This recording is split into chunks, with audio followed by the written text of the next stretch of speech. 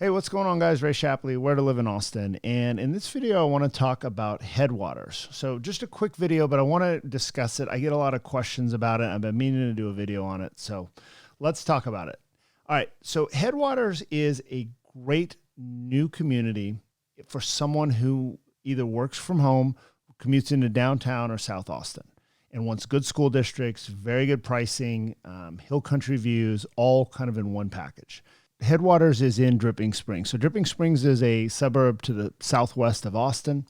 Let's take a look here. So if we zoom in, this is Headwaters here.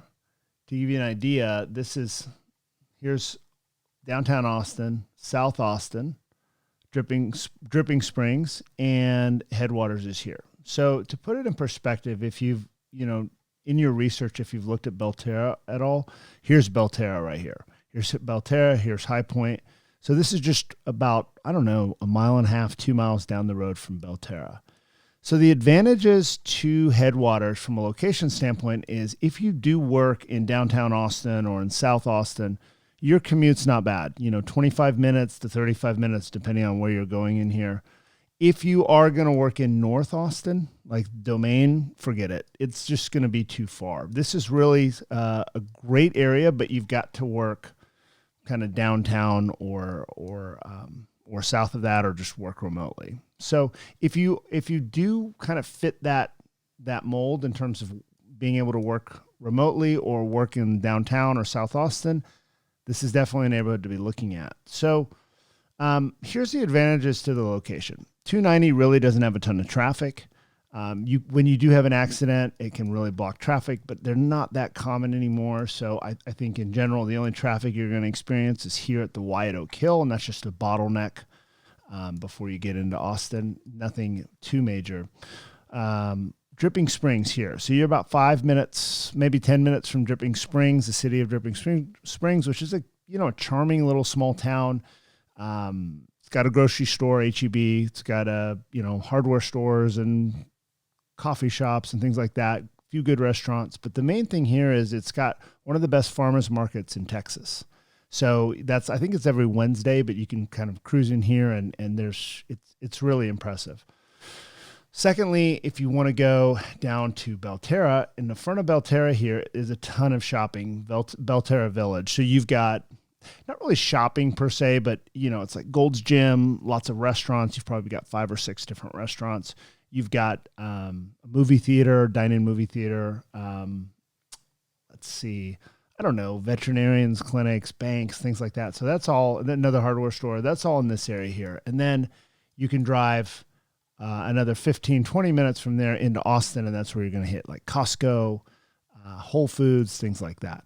It is in Dripping Springs ISD, so this is one of the best school districts in the state.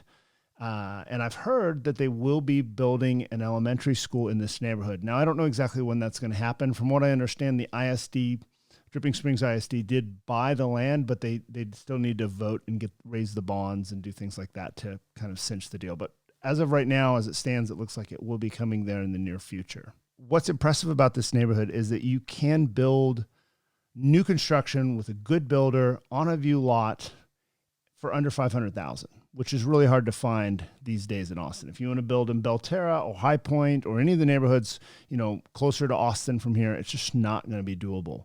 But here you can absolutely do it. There's a number of good builders there. There's Taylor Morrison, there's Ashton Woods, there's Dream Finders, and David Weekley. So I don't know that I necessarily build with all of those builders, but 3 of them I think are great. I'll just put it that way. But yeah, good builders. And here's what I really like about the neighborhood. So if you drive through the neighborhood, if you just go there on a Saturday or a Sunday and drive through when people are hanging out, you will see people throughout the neighborhood in lawn chairs, talking to one another, waving. They're real nice. And I think that this is partially because the developers did a really good job. If you'll notice, there's real narrow streets, so people drive slower. I think that they require over 70% of the homes there to have front porches. So they're really trying to kind of get that sense of community going to the extent a developer can. Also, there's something I've talked about in other videos, but the neighborhood is fairly young. They're still building. They're just starting to really build it out. And so the first generation that moves into that neighborhood tends to kind of bond really well. And so that's what's going on there. I don't know if it's going to be a permanent thing. I have a feeling it will, but it seems to be a very friendly neighborhood. Okay, so let's talk a little bit about the amenities and the way the neighborhood's set up. So you're going to have two parks in the neighborhood. There's going to be Headwaters Park and Homestead Park. So Homestead Park is basically they have like a stargazing amphitheater there, like a historic ranch house site from the original home that was like the homestead of this entire ranch that eventually became this neighborhood. There's picnic areas, an event lawn, and things like that. And then on the other park, the Headwaters Park, this is going to be just, again, more of a green space, picnic areas. And then there's also going to be about 8 miles of hike and bike trails throughout the neighborhood.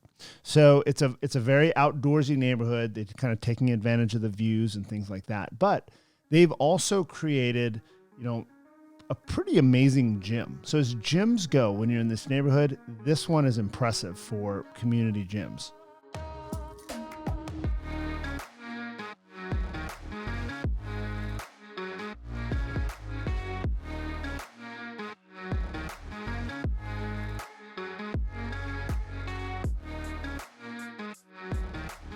Also, they've got like a coffee shop area with Wi-Fi that anyone in the neighborhood can come kind of hang out, get some work done outside of the house. That's built in.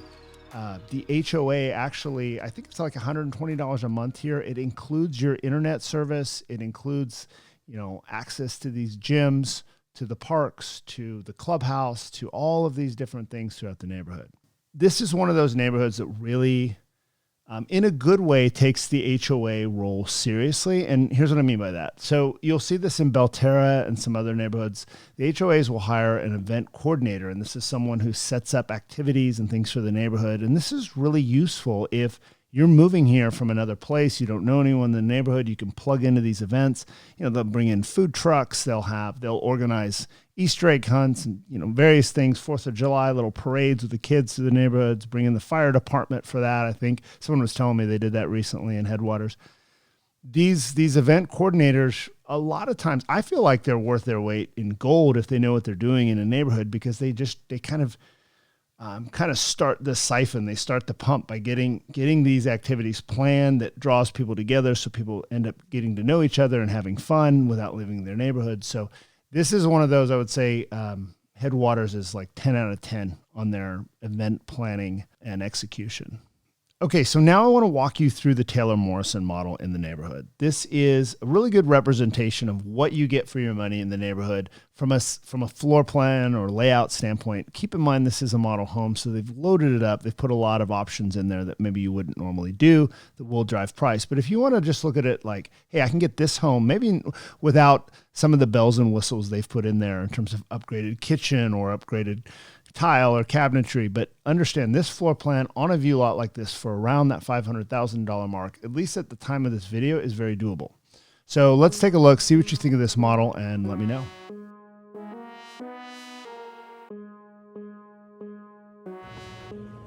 So if you guys ever see this, this is a pump and grinder for solid waste. You can see that kind of flashing light thing behind the bush. So out in the hill country, when you get into areas with pretty serious topo, you tend to see these more. So what each house will have them, it's usually a requirement of the neighborhood, and basically what it does is grinds and pumps solid waste. Most houses don't really need this, but certain houses have to pump it uphill, and so that's what that's there for. So anyways, if you see that, it's not a septic system. It is a grinder and a pump, and is extremely common in neighborhoods like Crystal Falls, Headwaters, Rough Hollow, neighborhoods around the hill country that have a lot of hills and valleys.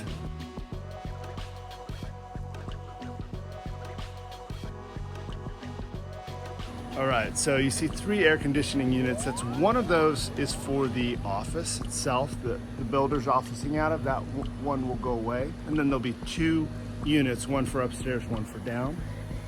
We can see this house has a really good side yard. So what they'll do in these neighborhoods that they're trying to get this this kind of modern farm look is they'll use lap siding like this. And you know, it's made out of hardy cement board, so it's, you know, it's gonna last 50 plus years. They say it has a similar R value to brick. So all of that's great. The only thing to just be aware of is it needs more maintenance than stone or brick. So over the years, it needs to be caulked and repainted. So they've really built an extensive deck back here with stairs down, simply because the distance between up there and down is really 2 flights of stairs. So they kind of broke it up by doing this deck above. You've got added storage under here. And then more side yard here. So like we typically see with houses built in the hill country, big, massive foundations here, just because of the slope of the lot. But the one thing you'll notice is that even though this, you know, obviously this lot slopes from very little foundation there to probably 10 feet here, you still got a pretty usable and flat backyard. So the slope is somewhat gentle, and you can, you know, if you have a bigger backyard than this, it usually, you can have a level part of your yard go out for quite a ways. That's, you know, usable for soccer and playing catch and all that stuff.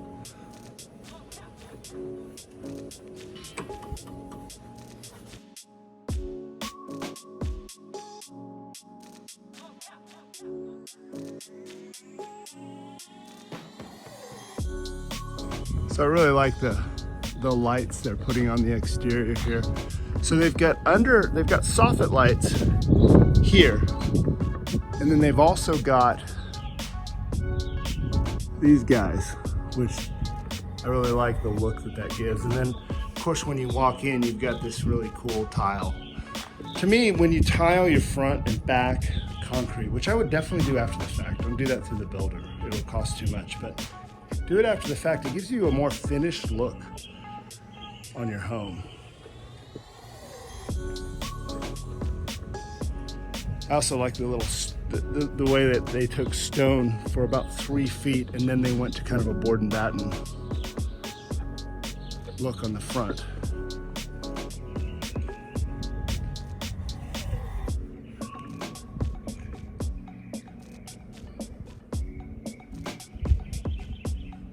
That'll give you an idea of the street around here, just so you can kind of see what surrounds this house.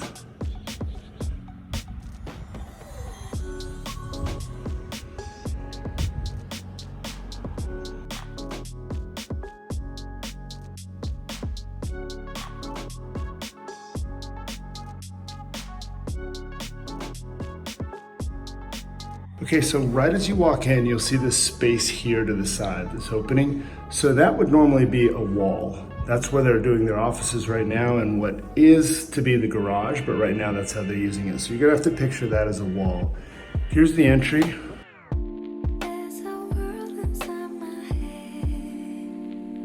So I like how they did this all the way up to the ceiling, and then they put wood on the ceiling. Now right off the hallway, we've got 2 bedrooms and a bath.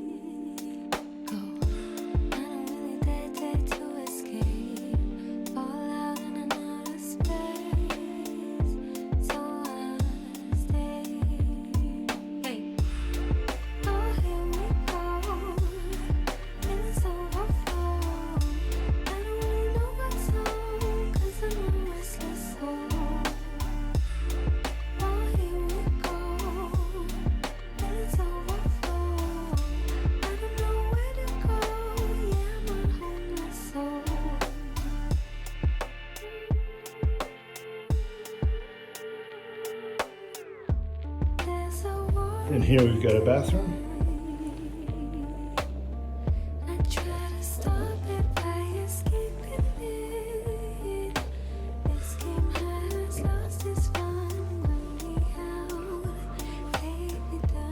So I love how they're doing the tile all the way to the ceilings, and they're tiling the walls in the bathroom. You know, it could definitely be kind of a trend that may go out at some point, but I personally like the look.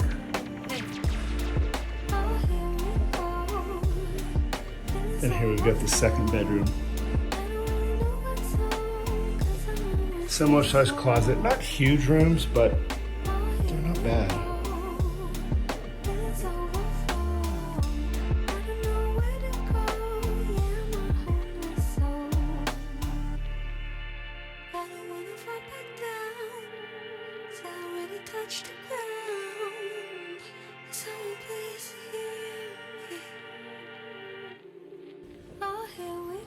All right, so here we've got the dining room.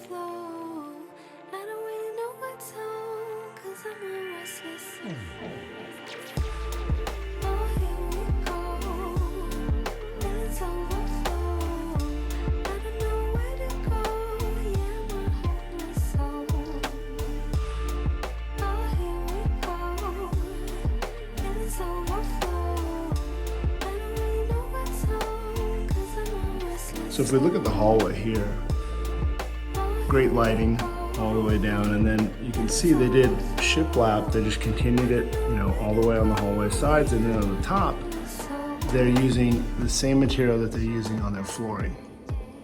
So basically installing flooring on the ceiling, just to mirror what's below.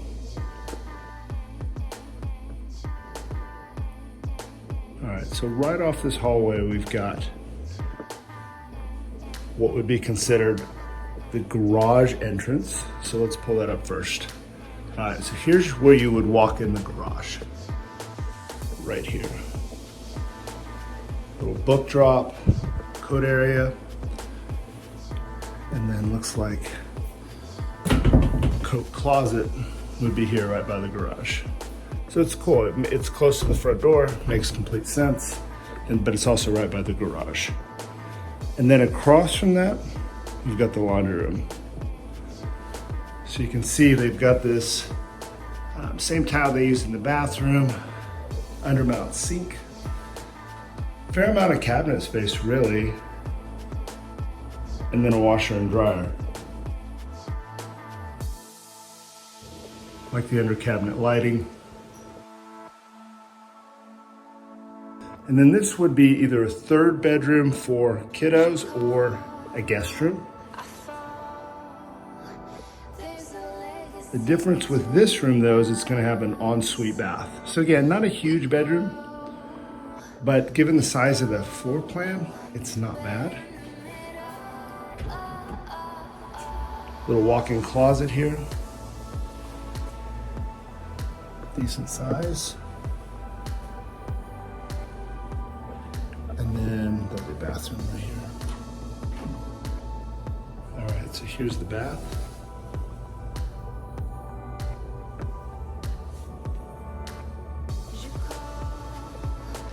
So again, tiled all the way across the wall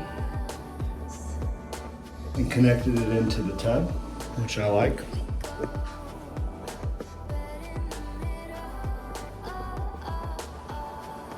What are you guys' thoughts on that? I also like the tub too. It's more squared off than a traditional tub, and I like the hardware on it. Good look just in general.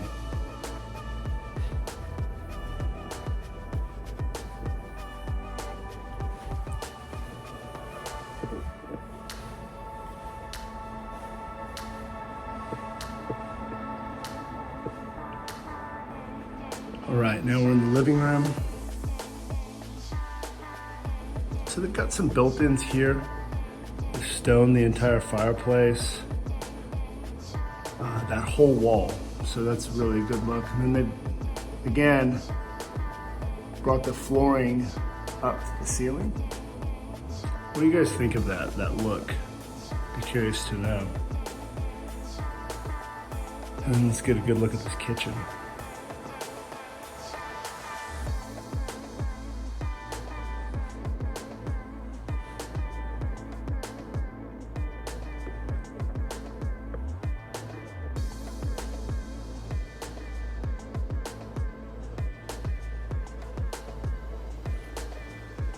So we've got the two-tone on the quartz, pot filler back here, 5-burner stovetop, and then a nice vent hood here. And then when you turn, you're gonna see over here, got a farm sink, different color cabinets, as well as countertop, dishwasher. So let's see it from this side here.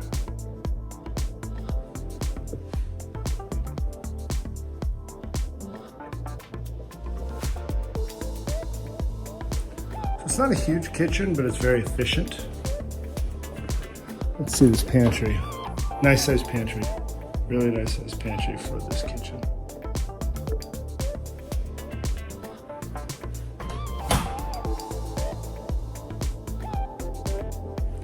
Here's where your dining would go. Then we'll get outdoors in a second.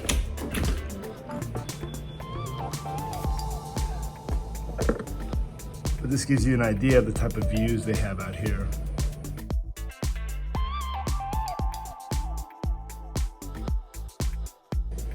So here they've got a really nice swing built in on the back porch. I love how this neighborhood is very porch friendly. We have front and back porches throughout.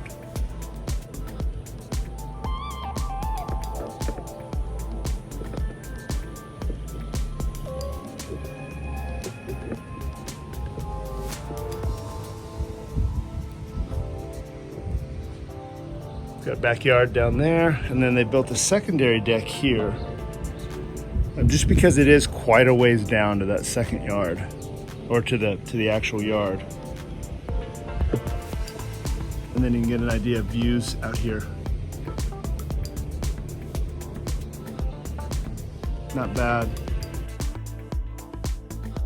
All right, back to this house.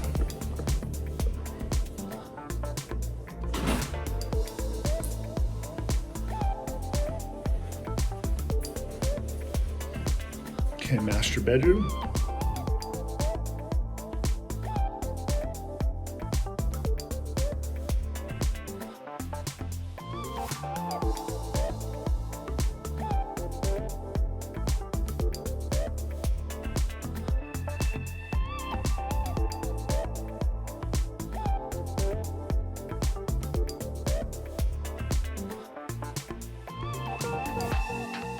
Not a bad view in the morning here.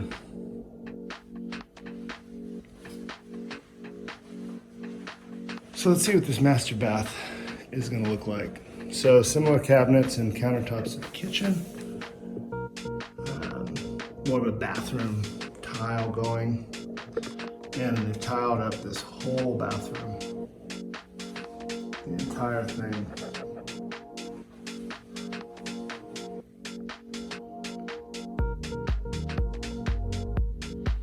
So see in the shower, there's not an inch of sheetrock exposed in this, on these walls.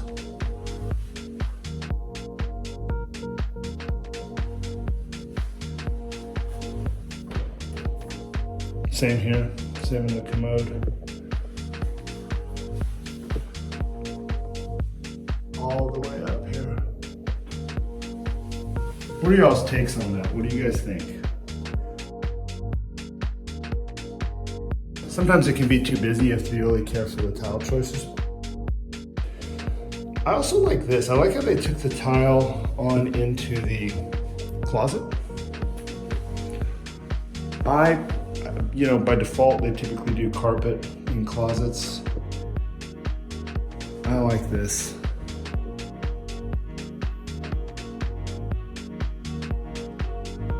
So the closet, it's sufficient. It's nice. It's not massive. We're seeing a lot bigger closets these days. I think for a lot of people that would still be plenty.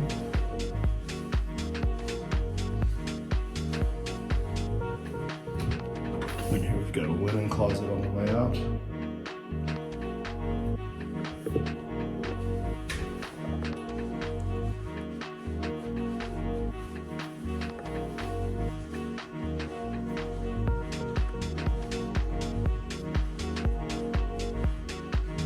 All right, let's run upstairs.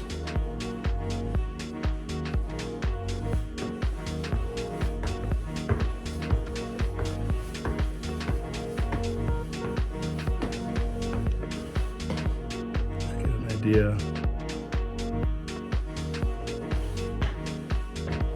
So we've got a game room up, kind of a bonus room or a game room, second living, however you want to use it.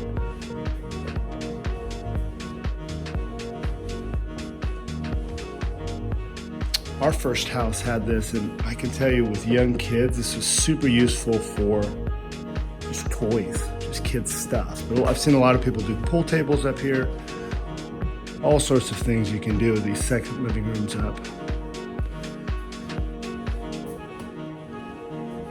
All right, let's see what we're working with closets. Good sized closet space here, again, for kids' toys, games. This one's got a lock on it, so this will be attic access here. And then here we've got a bedroom. So a game room and a bedroom and a bathroom up. Now your views get even better up here.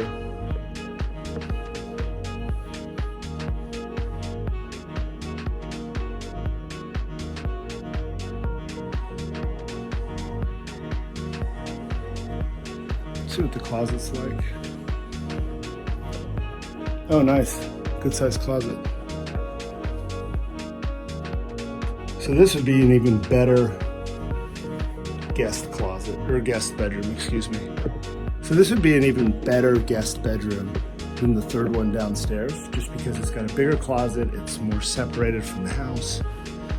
This could also be a good teenager room who, you know, kind of doesn't want to be too close to the younger kids sometimes. All right, so upstairs bathroom.